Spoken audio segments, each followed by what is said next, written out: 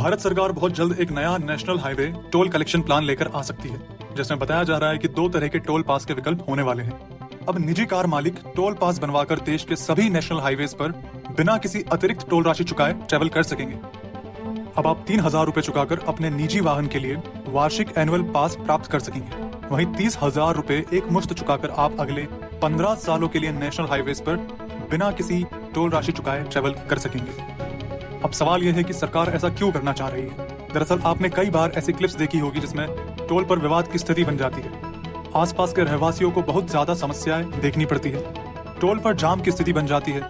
Toll collection भी एक समस्या है, जहां टोल संचालक सरकार को पूरी राशि नहीं चुकाते और कई गाड़ियों को बिना शुल्क दिए जाने देते हैं। सभी समस्याओं का एक समाधान लेकर सरकार यह नई टोल कलेक्शन पास सिस्टम लेकर आ सकती है। इसमें कुछ जरूरी बातें हैं जो आपको जानना जरूरी है। यह सिर्फ निजी गाड़ियों के लिए होना है। भारी कमर्शियल व्हीकल इस पास सिस्टम से बाहर रहेंगे। क्या वर्तमान में कोई टोल पास सिस्टम है? जी हाँ, बिल्कुल है। आप किसी भी नेशनल हाईवे के टोल बूथ पर 4,080 रुपए चुकाकर 1 साल के लिए टोल पास प्राप्त कर सकते हैं। इस पास के साथ आप जितनी बार चाहे टोल बूथ से गुजर सकते हैं। मगर ये टोल पास सिर्फ उसी टोल बूथ पर काम करता है जहां से आपने इसे खरीदा है। यानी कि आप अगर डेली 2 टोल से गुजरते हैं तो आपको 2 पास लेना जरूरी है। लेकिन सरकार अगर अब इस नए सिस्टम को मंजूरी देती है तो सिर्फ 3,000 रुपए चुकाकर आप पूरे साल भर देश के सभी नेशनल हाईवेज से बिना किसी शुल्क चुकाए ट्रेवल कर सकेंगे। क्या इस प्रणाली से सरकार को बहुत ज्यादा राजस्व का नुकसान होगा?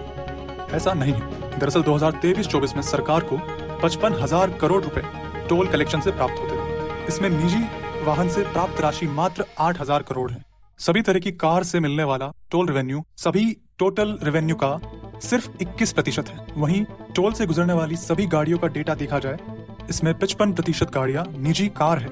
ऐसे में सरकार को data collection, data management, toll collection, audit पर ज्यादा पैसा खर्च होता है। इसकी बजाय अगर सरकार पास सिस्टम लेकर आती है तो सरकारी खर्च भी कम होंगे और एक निर्धारित टोल राशि सरकार को पहले ही प्राप्त हो जाएगी, जिस राशि से सरकार नए इंफ्रास्ट्रक्चर डेवलपमेंट के वर्क शुरू कर सकती है। तो अगर देखा जाए तो इस तरह की पॉलिसी को अगर मंजूरी मिलती है तो ये सरकार के लिए और जनता के लिए दोनों के लिए यह एक फायदे का सौदा होने वाला है।